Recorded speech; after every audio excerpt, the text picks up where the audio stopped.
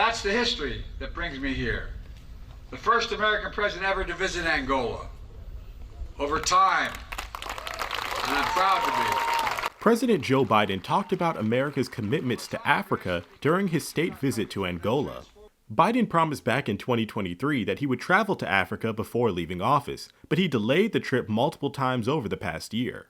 Biden visited Angolan President João Lourenço at the presidential palace and announced more than $1 billion in new humanitarian support for Africans displaced by drought and food insecurity. The United States continues to be the world's largest provider of humanitarian aid and development assistance. That's going to increase. You know, that's the right thing for the wealthiest nation in the world to do. And today, I'm announcing over $1 billion in new humanitarian support for Africans displaced from homes by historic droughts and food insecurity.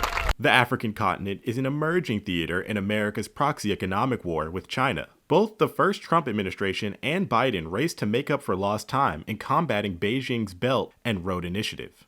Being all in on Africa means making sure African voices are heard at the tables that matter most.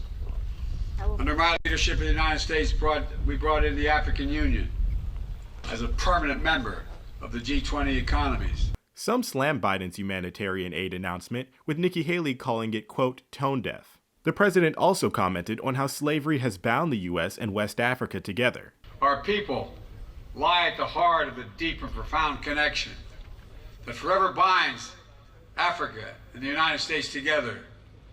We remember the stolen men and women and children who were brought to our shores in chains, subjected to unimaginable cruelty. It cannot and should not be erased. It should be faced. It's our duty to face our history.